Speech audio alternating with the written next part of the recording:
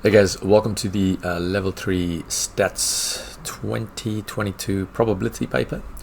If you're joining me for the first time, the way this video works is that I go through each question, let you guys know what you need to do for achieve merit and excellence. The best way to watch this video is to pause the video at the start of each question, try it out by yourself, and then unpause the video just to see how I go about answering the questions. This is the first time I'm doing this particular paper. Well, first time doing level 3 stats, so I probably might make a few mistakes. Feel free to put them in the comments or correct them. And those really long kind of bullet point type of wordy questions, I'll try my best to do them as well. Alright, so without further ado, let's get started.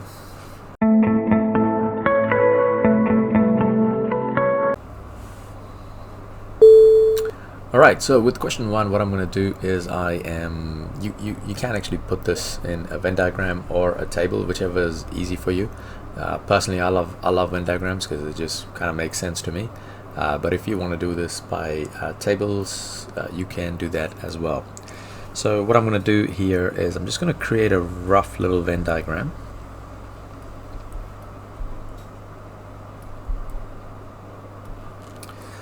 Okay, so with that in mind, the first thing is I've actually got 62 that have chosen a technology subject. So that yellow kind of circle here is going to be worth 62.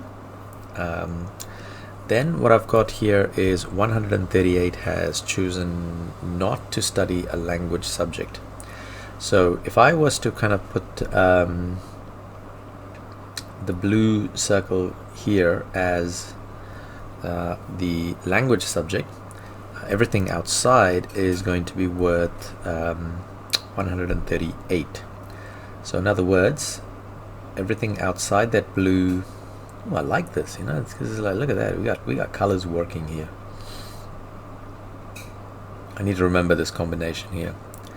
So basically, not 138, no, everything outside.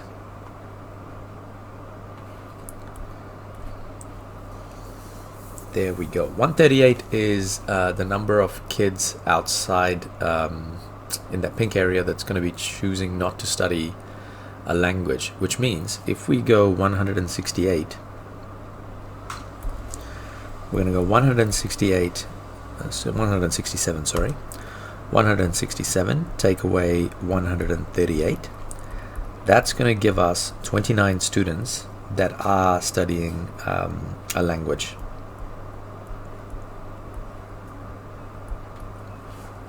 So that's 29 is the blue part there. All right. Now, the way the coloring systems actually worked here, what we've kind of figured out is that 10 had chosen a technology subject and language. So the 10 is the green part right there.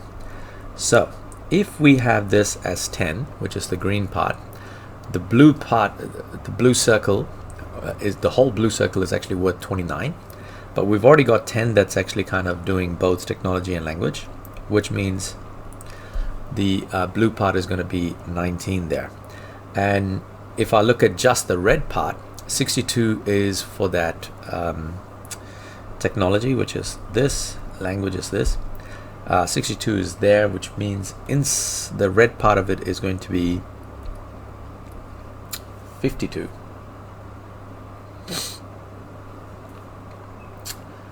Okay, so and the reason I kind of do this Venn diagram first is because normally the questions, the way they work is that they kind of have follow-up questions, so it's kind of good to have that bit of information there so you can kind of make things a little bit easier.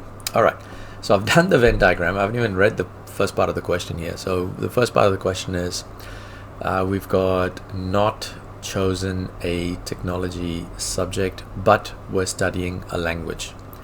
So if you look at that, we are basically looking at how am I going to do this?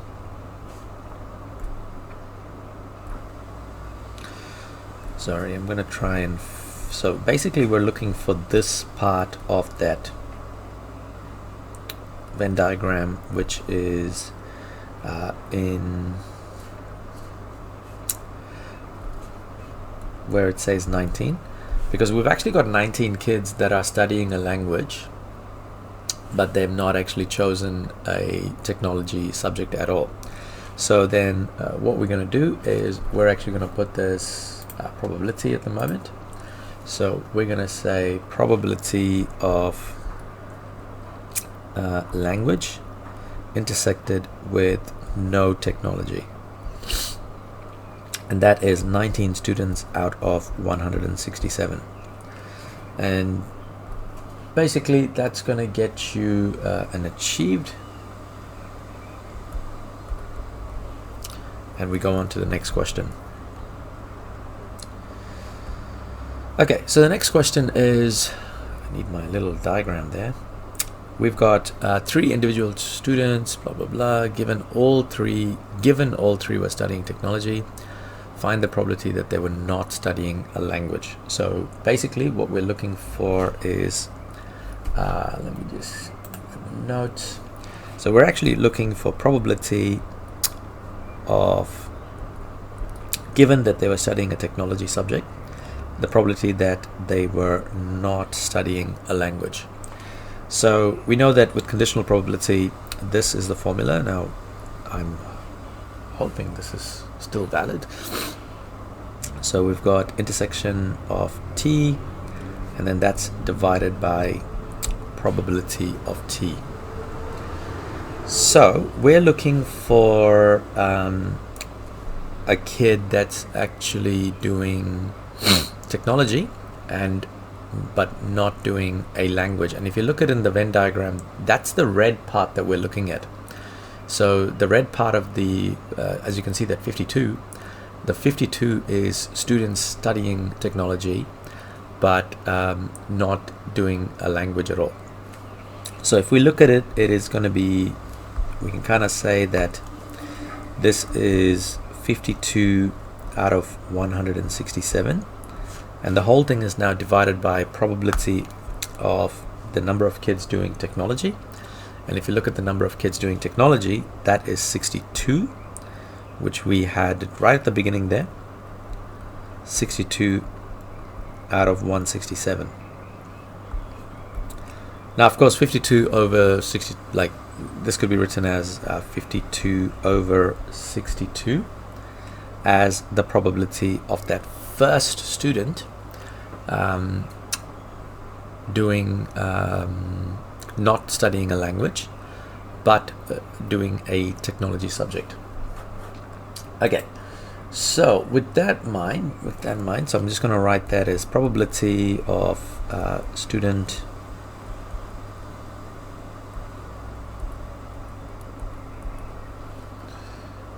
not studying a language, if given that they're studying technology, is equal to 52 out of 62. Now this is just the first part for the first student. Now if you think about it like this, we're actually looking for 3, find the probability all 3 of them are like this, right? Now imagine putting this in a probability tree. So we're going to get 52 out of 62 that would have been doing no language given technology.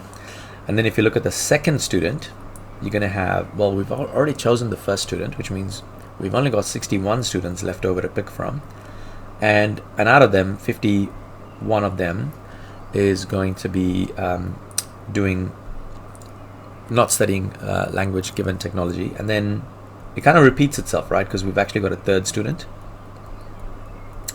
and our third student is going to be, we've got 60 students then, and we've got 50 out of them that could potentially be doing this. So for all 3 to be doing this, we're going to have probability of 3 students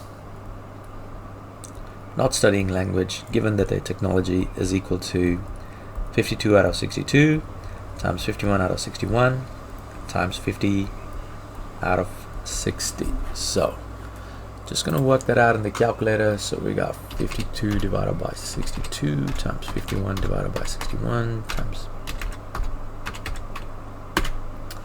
So that's going to give us 0.584. And this question is actually worth a merit. for the final probability, and correct probability for the first student is an achieved. So the 52 out of 62 gets you an achieved. All right, moving on.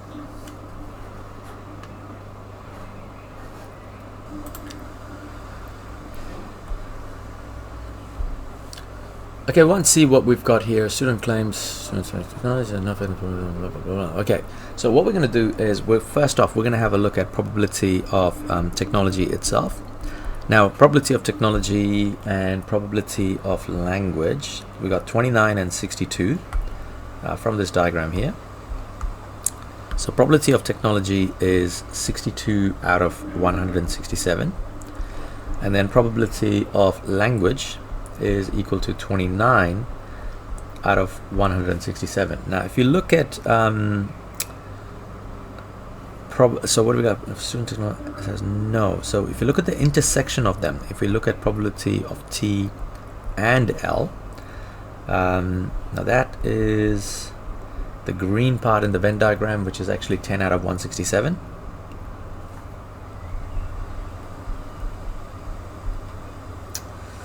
And at this point, what we're going to do is we're going to actually check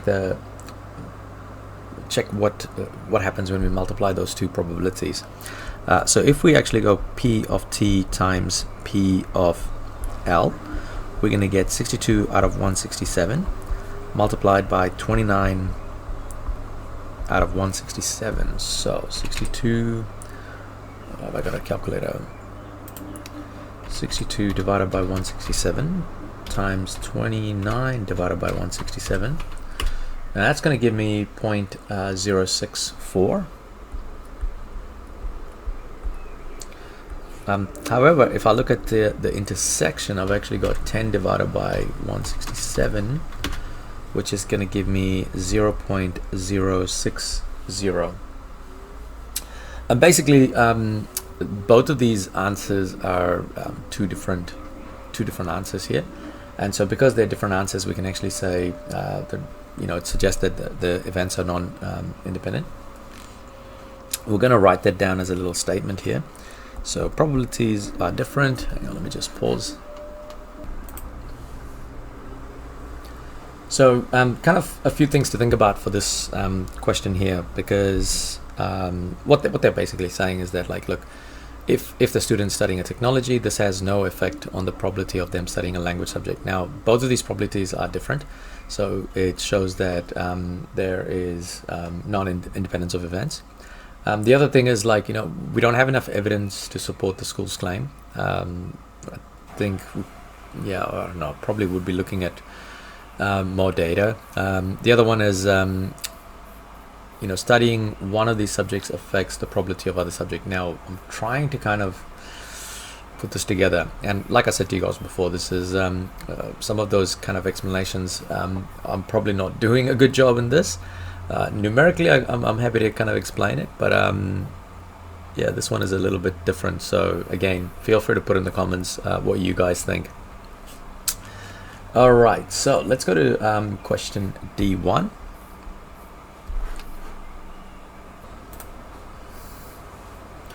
On the contrary, I forgot about the grading of this paper. So did I do the one for B? Yes, I did. For C, correct probabilities calculated as independence argument. That's an achieved. So I guess we're looking at an achieved for this. Now, if you were to give one reason, you're looking at merit. You're getting two aspects, is a T7, which is E7. So,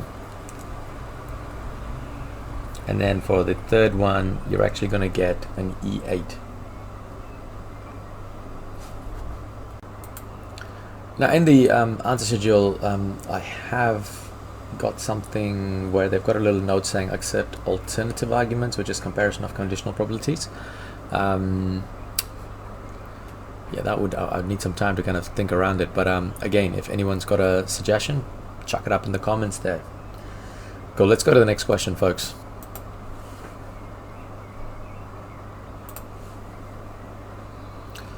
Okay, so question 1D, You got a lot of information there, so I'm going to try and do this in, once again, I'm going to create a little Venn diagram for myself. I need to remember the color combinations because that actually kind of worked really well. So if I look at this, first off, I've got probability of going to university is at 71.6. So what I'm going to do is university is going to be in yellow here. And that's going to be 0.716. Next up, I've got 63.4, which is university, and we're following through the career pathway. So I'm going to kind of use, what can I use here? Preferred in university. Yeah, let's do that.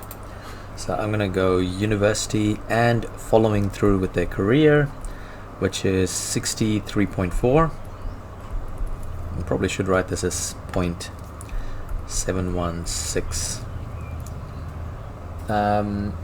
All right, and then what I've also got here is 25.3 of the students were not intending on going to university, but were intending on following their career pathway. So probability of not going to university and following through with their career pathway, that's going to be 0.253. All right, that's all the information that I've got here. What I'm going to do is before I jump onto the Venn diagram, I'm just going to have a look at what it is that I need to do. Calculate the number of senior students who are not intending to go to university and were not intending to follow their preferred career pathway. So what I'm looking for is probability of not going to university and not following through their career pathway. So with that in mind, let me start playing around with this. So I've actually got the 0.716, which happens to be the yellow part here. Not university and following through with their career pathway. Now if I actually say that this circle is university, this circle is following through, then university and not following through, not going to university and following through is 253, which is this part here.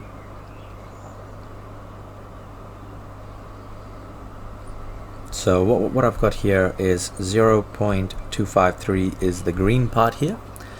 And the question's actually asking what is not going to university intersected with not following through. So that is pretty much everything on the outside area here.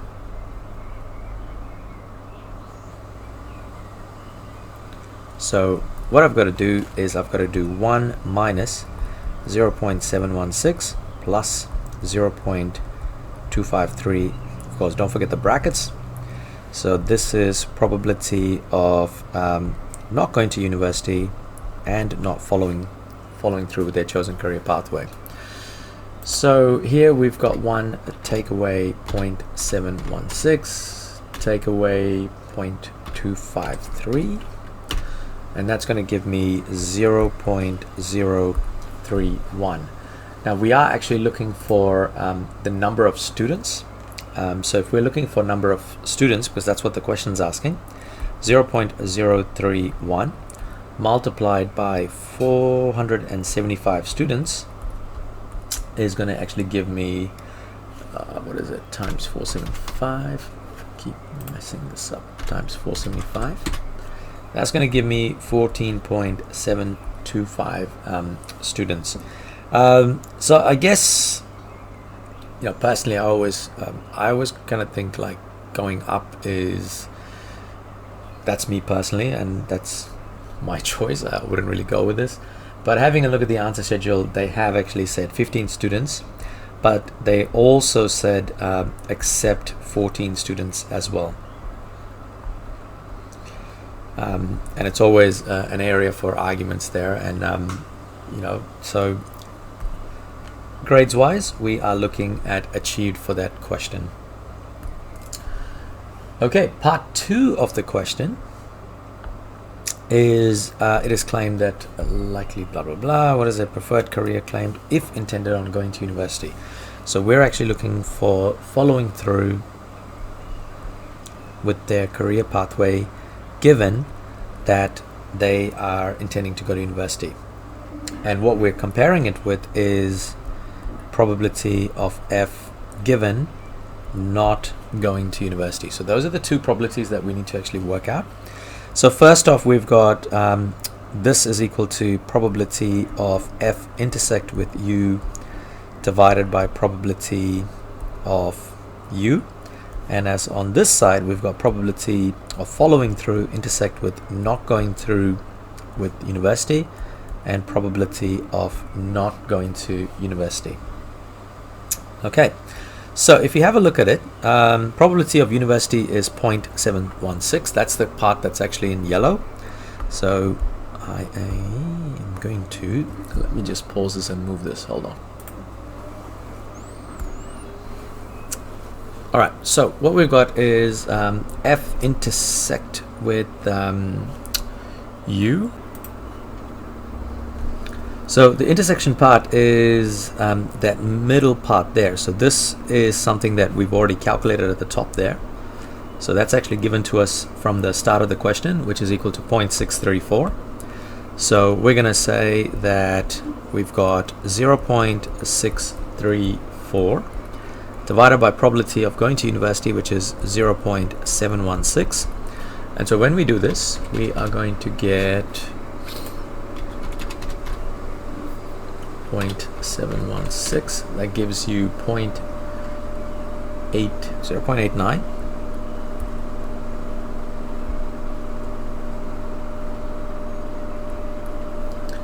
And then finally we look at probability of following through and not going to university. That's actually 0.253, and divided by probability of not going to university. Now, not going to university is we've got to go, probability of university is 0.716. So we're going to go 1 minus 0.716. That's going to give us 284, which is actually on the outside area. So think about it like this. So if I have university is 0.716, the outside area is 0.284, which is not going to university. So when we do this, we're going to get 0.253 divided by 0.284, and that's going to give us 0.89. But if you look at the claim actually says it is twice, so we're just gonna have to write a little statement to say that that's not true, because it's almost equal, the two probabilities. So what I've done there is I've just put a little statement that says the claim is not supported as probabilities are nearly equal rather than twice. So grades wise, the statement correct justified conclusion and the claim is not supported gets you a merit. At least one conditional probability is correct is achieved. So you're looking at either this one or either this one to get it correct. All right, so let's go to the next question. The triple Venn diagram. I'm not gonna lie, I actually love these triple Venn diagrams. Cool, so grabbing my notes. Okay, so I think whenever I see these questions, I used to be like, let's just start with this big triple Venn diagram and then go from there. So gonna do that first. Now, unfortunately, I'm gonna try and avoid the colors in this case.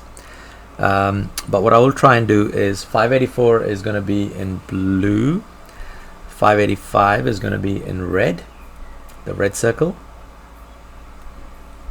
And then I'm gonna put in a, what other colors can I have? I could have a green circle for the 86. All right, so starting from that, 9% are entered only for 584. All right, so we've got what I'm going to do is try and explain to you guys in zones, right? So in 584, so this is the blue one, which is 84, red is 85. Sorry, I'm not writing for the full codes. And then 86 is the green one here. Now, if you look at it, it says 12% of the students are entered in all three exams. So 12% that's entered in all 3 exams is this zone here, which is the middle zone, because that's where all 3 of them tend to overlap. Next it says 9% of students are entered just for 580, like the 84 standard. So we're basically saying that 9% is just this part here. So that's going to be 0.09. Then we've got 14% that is entered just for 85, which is going to be this part here. So we're going to go 0.14. Then we've got 10% that is entered just for 586, which is this part here, and that's going to be 0.10. And I'm literally going to keep going like that, folks. The next one is, now it's starting to look at double parts, right? We've got 57% of the students are entered for 85 and 86. So the 57% is actually this 85 and 86, sorry. It's going to be this and this. So that's what that 57% is. Now we've already got 0.12 already there. So we're going to go 0.57 minus 0.12. So 0.57 take away 0.12. That's 0.45, which is going to be this part here. So that's the yellow one that's sorted out. Now the next, it says 17% is doing 84 and 85. So 84 and 85 is this green zone here. And as you can see, 0.12 is already taken. Probably should you be using a different color.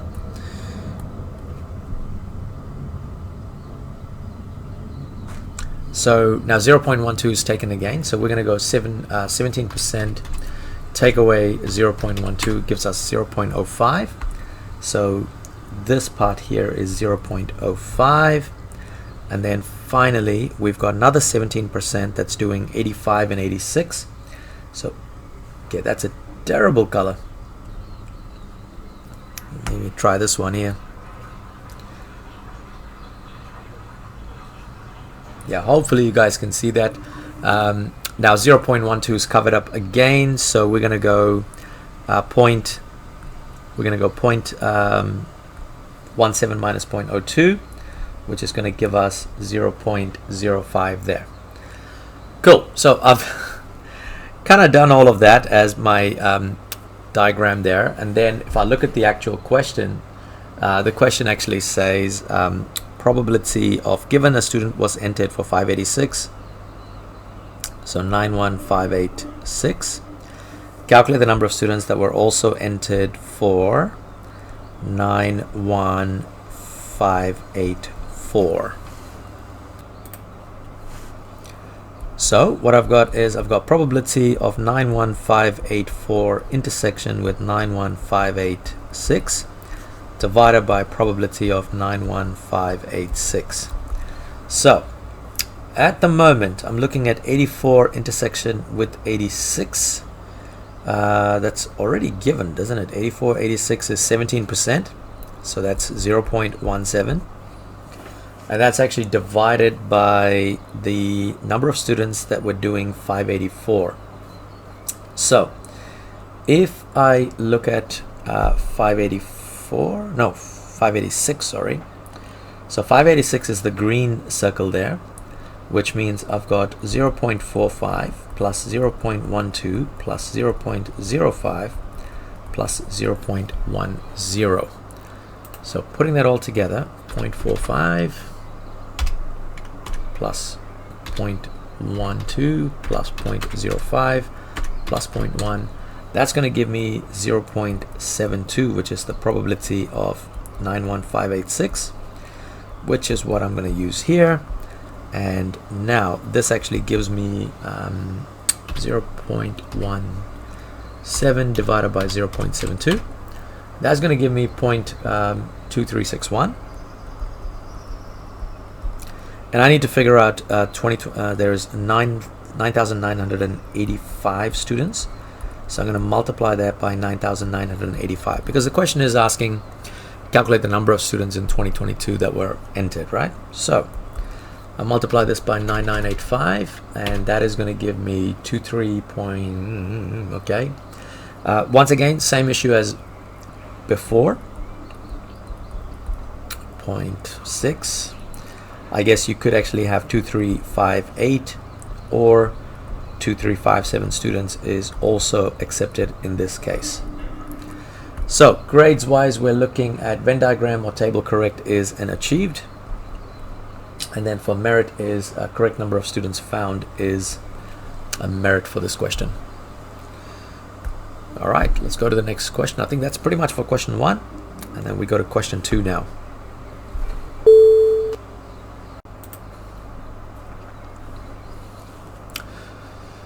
So question 2 is asking greatest proportion of male students attending university. So we've got to work out for each year. So for 2017, the probability is going to be number of male students is 18,168 divided by the total number of students. So we've got calculator.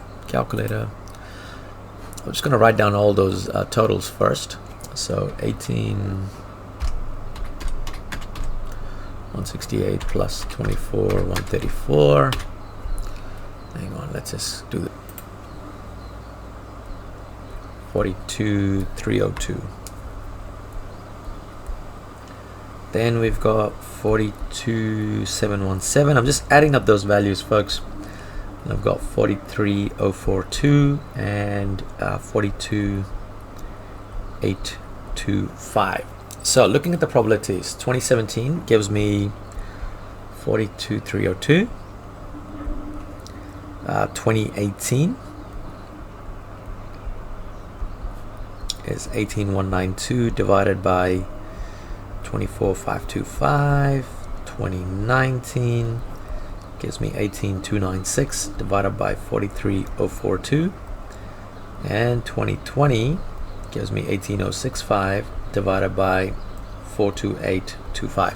So I'm just going to work out the probabilities for all of them.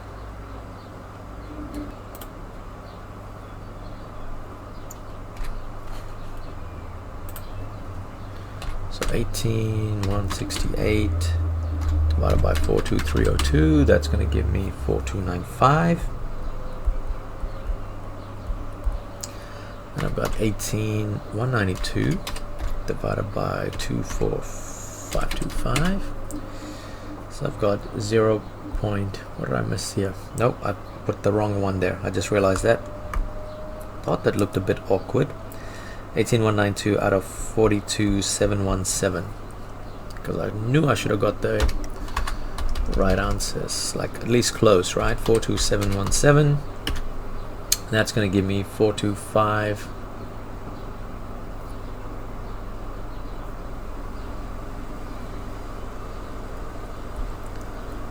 42595. That's interesting. The answer scheduler has got a different answer for this. 4259. 2019, I've got 18192, yep. 18296 divided by 43042. 4251. And then 18065 divided by 42825. That's a lot of calculations. 4218. Which of it had the greatest proportion? Looking at the probabilities. Looking at the probabilities, you can kind of see that 2017 had the largest probability. So we're just going to write down a little statement. 2017 is with the greatest male proportions.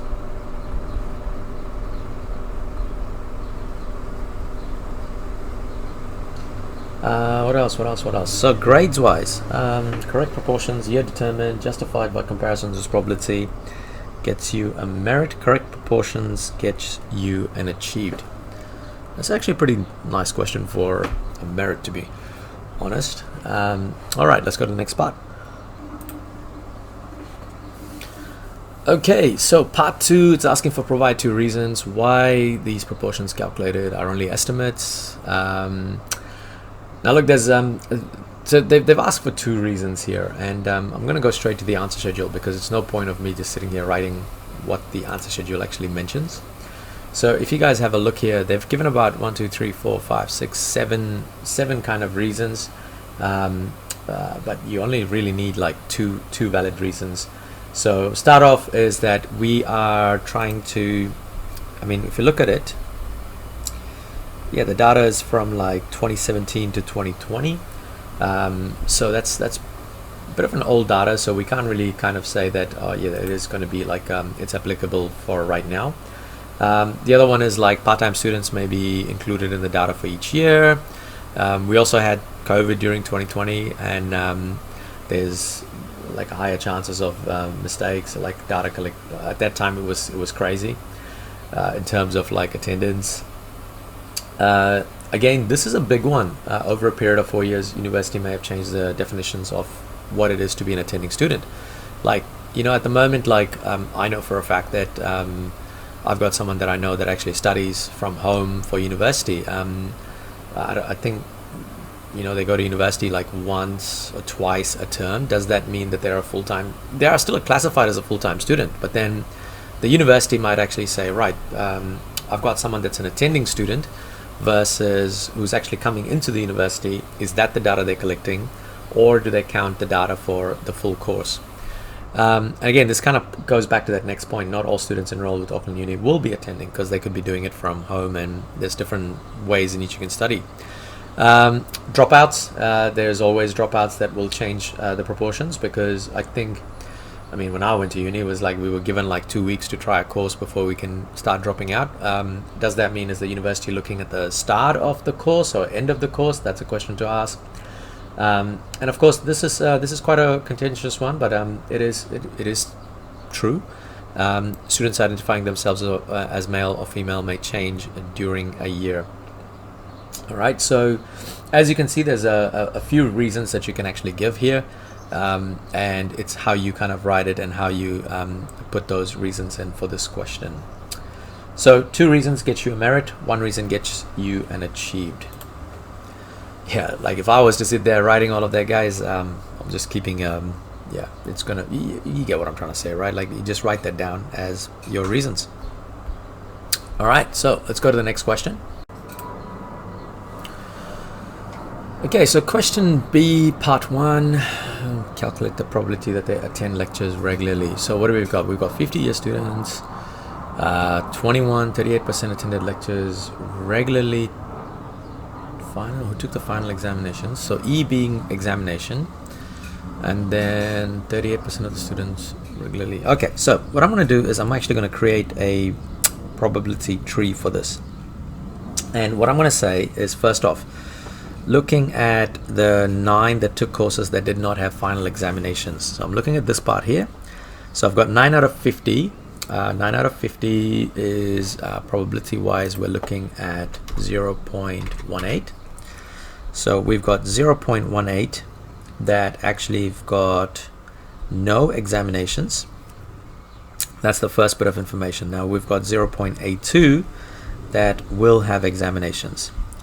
After that, we've got attending lectures, not attending lectures, attending lectures, and not attending lectures. Now it says that for the students who took the course that had final exams, which is the out of the 0.82, we've had 38% of the students attended lectures. So A being lectures attended, that's where the 0.38 comes from. And then if you look at the next value, which is who took courses that did not have exams, 21% attended lectures regularly. So that's where that 21% goes. So filling in the rest of the brackets, we've got 7.9 and 0.62. Now the first question is asking calculate the probability they attend lectures regularly. So we're looking at this branch here plus this branch here, which is going to give us the probability that they actually attend lectures regularly. So P of A is equal to those things there. So what does that mean? We're going to have 0.82 multiplied by 0.38 plus 0.18 multiplied by 0.21. So I need to put this down right. So 0.82, always not on my calculator. 0.82 times 0.38 plus 0.18 times 0.21, which is going to give me 0.3494. Now this question is worth an achieved.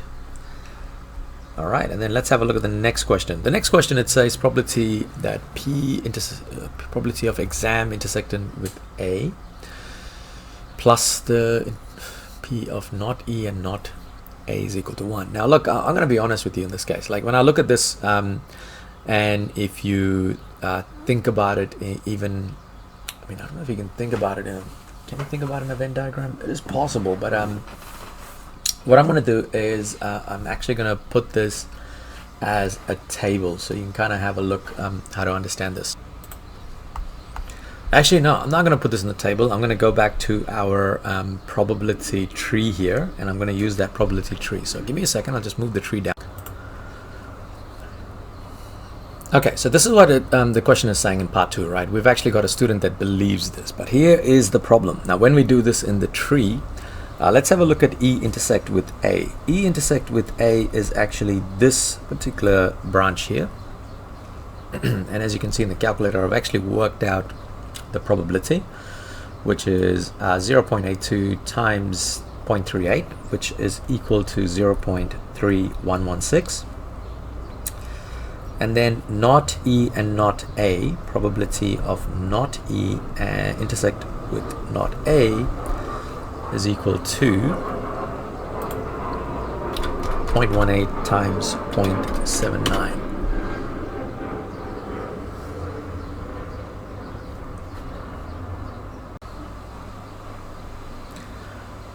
So working out this probability, I think I've kind of went a couple of extra steps here before pressing that record button, so I have to go back.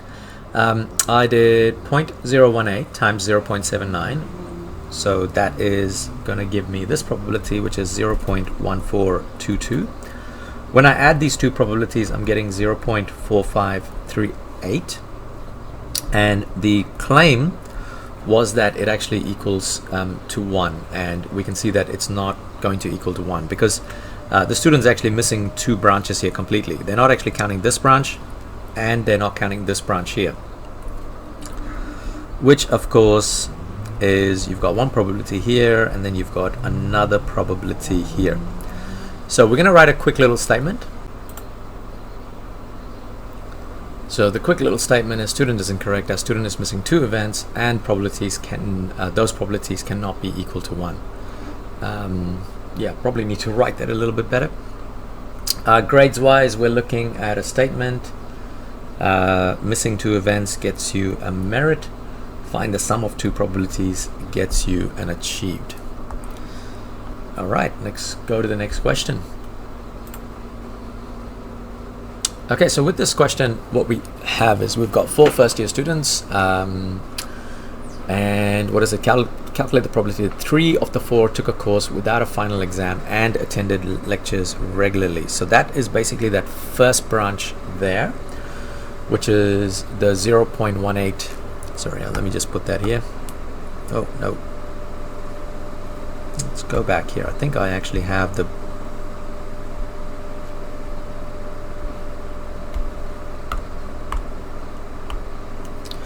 So took a course without a final exam and attended lectures regularly is this branch here.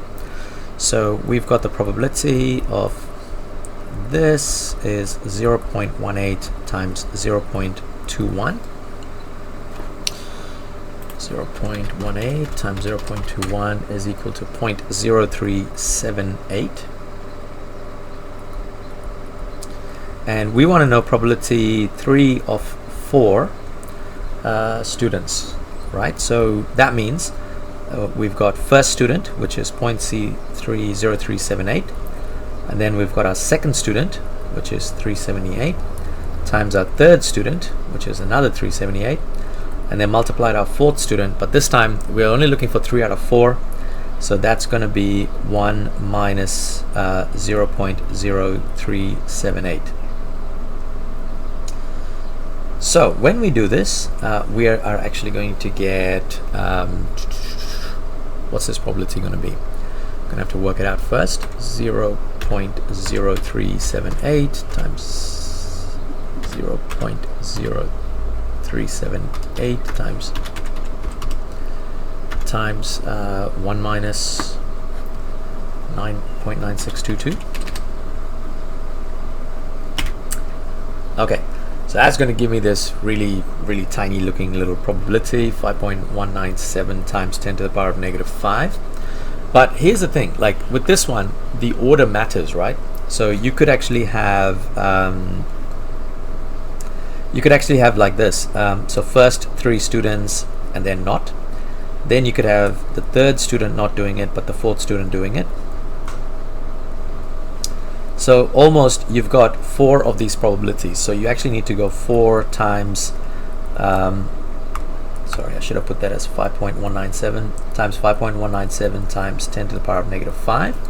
So I'm going to multiply this by 4, which gives me 2.08 times 10 to the power of negative 4. So the probability is going to be 0.000208 is what the probability is going to be.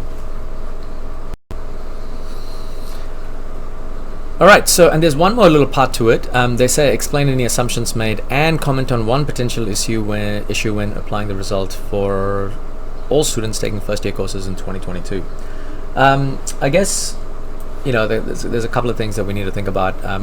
First off, we've got to assume that the number of students is fairly large, so that if we change, so selecting one doesn't mean that it changes the probability for the remaining students. That's one.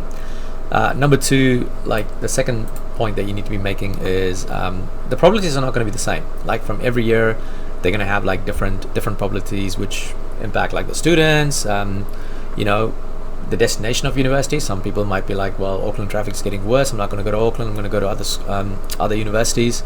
You also had COVID in the last couple of years, which changes things. So yeah, so in terms of grades for this question, I'm just having a look at the grades. One student probability calculated correctly is achieved, so I guess that's gonna be achieved. 3 or 4 students calculated correctly is a merit calculated. And then, so as I said, like, you know, I was talking through that point that we might want to talk about is like if you mention either the large that having that large number of students won't affect the probabilities, and also the risk of applying that probability to 2022 probably wouldn't. So those kind of points get you a T7 and a T8. So basically E7 and E8 comes from that assumption made. I think that assumption made is a E7, and then E8 is you kind of talking about potential issues with this. Cool, let's go to the next question. Looking at this question here, we've got number plates. I'm sorry I can't actually get that picture kind of put down, but I'm sure it's a number plate picture. We're going to part 1. Student has no prior knowledge on the distribution. What is the theoretical probability? Now we've got 10 digits here, so we've got 1 to 10. So the probability is going to be, theoretical probability is going to be 1 out of 10. And our justification is there are 10 digits. Just going to pause and write this down. So yeah, so basically saying the 10 digits are equally likely, so theoretical probability would be 1 out of 10. Achieved for giving the 1 out of 10, and then merit for actually giving this answer. That's insane. 5 points for that. That's just crazy. All right, next question. I'll pause and just have a.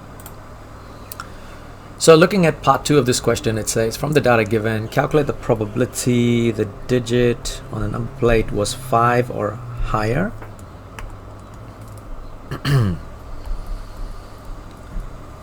5 or higher given that it was less than 8. So given that it's less than 8, I just want to see how they wrote it in the answer. So, well, they just went probability of 5 is 5 or higher. Sorry, I kind of wrote it down as like a different format there. Less than 8. Okay, so if we look at the intersection of it, so we're looking for 5 or higher and less than 8. I'm going to put my washing out. And probability of less than 8. So we're looking at 5 or higher but less than 8. So that's the probability of 5, 6, and 7. So 5, 6, and 7, what we've got is, oops, hang on. Where is it? 5, 6, 7 is we've got 4, 5, and 8. That's 5, 6, 7. And probability of less than 8. So 5, 6, 7, it's 4 plus 5 plus 8, which is 17. Divided by probability of less than 8. Now that's going to be, got to add up all of these things, which is 6, 10, 10, 20, 27, plus 9 is 27 plus 9, 36, 42, 42 plus 9, 49, 49, 57. What am I getting? I'm doing something wrong here. Hang on, let me do that again. 7, 9. So 36, 42, 46, 51, 59. There we go, that's better. So 17 out of 59 is what I'm looking for this particular probability. And that's going to give me a grade of achieved. Next one.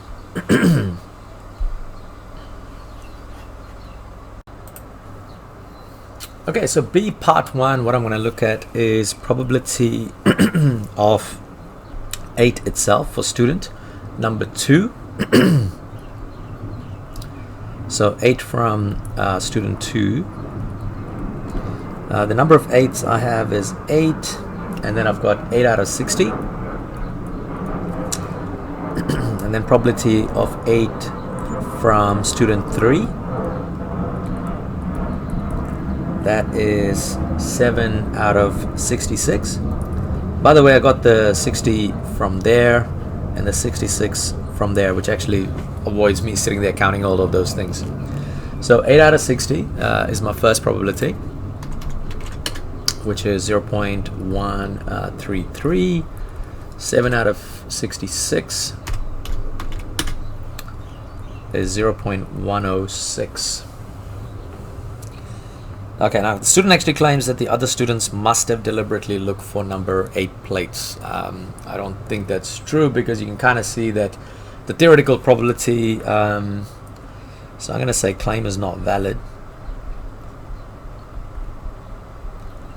Theoretical probability of 8. Theoretical probability of 8 is 0.1, because we get 1 out of 10 chances for getting an 8, so it's not much different from that probability. An actual probability here is similar to 0.1. Okay, so probabilities calculated for digit 8 for 2 and 3 gets you an achieved. Comparison of probabilities with 0.1 and saying it's not valid is a merit. And alright, so there's actually a second part to this question. Sorry, I should have really moved this question here. And part 2 of this question, it says explain why it's not possible to conclude the results shown are not equally likely to occur.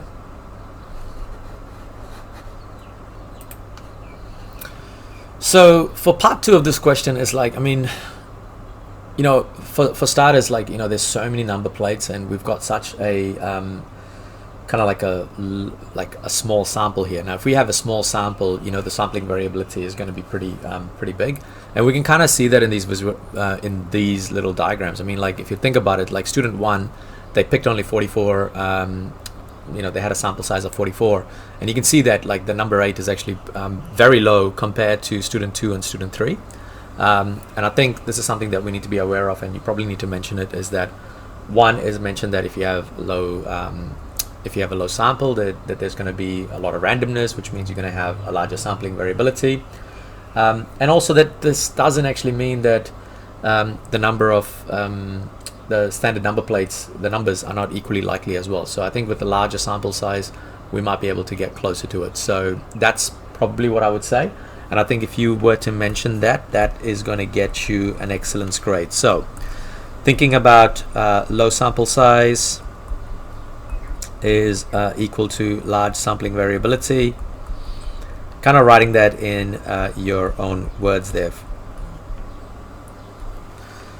And then of course that doesn't mean that this is not equally likely as well, and mention a statement about that.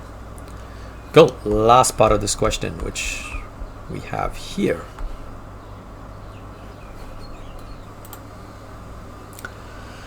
Now folks, for the last question here, they've kind of put down 3 bullet points here for this question, and kind of talk you through those 3 bullet points. All right, so basically, let's go back to this. I'm going to try and do this. Hang on, let's just see if this works. Okay, so last part of the question here, what we've got is, I've just kind of cut and paste the answers there, because seriously, I hate writing these long word things. But I guess the first thing is to have a look at is that, you know, it says that the proportion of time the zero occurred, the experimental probability. So we know that experimental probability is not actually 0.1 in this case, because you can kind of see that it is way less than 0.1. So that's something that we have to kind of mention, that, you know, the experimental probability is actually not 0.1. We also know that they had the initial probability model for this one. They actually put it as 1/10, and it's probably not the right model for this number plate digits, because we can kind of see that there's a variation with these results, and we can kind of see that like the 8 is actually perked up a little bit here as well. And finally, kind of mentioned that the model probability of 0.1, you know, we don't know what the true probability is, but we can kind of assume that the true probability is probably less than 0.1. I don't think I actually did a really good job of that, explaining that last part there. Like I said, I'm much more comfortable with the actual numerical side of things when it comes to explaining kind of like these assumptions and reasoning. Is the part I'm kind of still learning at. So if there is someone that has actually made it to this part and could write a better could explain that better, please put that in the comment section. I think this is part of the reason why I kind of stayed away from stats for a long time. Numerically I'm fine, like the probabilities, but the actual, you know, the write-up of things is where I struggle with. But anyway, look, I'm still learning. That's a process that we got to keep going. Grades wise, it looks like the indication of the proportion of 0 is 0.1. So kind of mentioning that 0 is not at 0.1, that's going to get you an achieved. Talking about sampling variation gets you a merit. So sampling variation, that's that second part right there. And then for excellence, correct reference to 2 probability types. I guess we're talking about true probability, model probability, and then experimental probability as well. So those are the ones that you kind of, I think just mentioning those 2 things gets you that last bullet point for an excellence. All right, guys, that's basically it for this paper. You know, I guess it's daylight. It's 6:45 a.m. That was a good morning session of doing this little video here. Look, as I mentioned before, this is the first time me doing this, so if I have kind of missed out a few key points that you feel like that could be quite useful for other people to know, please put it in the comments. I'm happy to pin it or whatever it is. But Yeah, so that was actually kind of fun to be doing probability after such a long time. I'll see how time goes. Time is always a battle, especially trying to keep up with the calculus standards. But I know there's been a request for other things, but I'll get there eventually. Hopefully, this is many more to come from this point moving forward. And if you have managed to get all the way to the end here, wish you guys all the best for your exam and good luck for it. Yeah, that's basically it. I just realized normally I'd say like, oh, there's something that's coming up, but I don't think there is, but my end video is going to pop up. All right, thanks anyway, guys. Yeah, questions, comments, put it in the comment section. Appreciate it. Thank you so much. Hey guys, that is basically it for this video. As always, don't forget to like this video, share this video, and of course subscribe to keep up with the latest content. There should be some playlists popping up. Check them out. Great revision material. And as always, thank you for watching.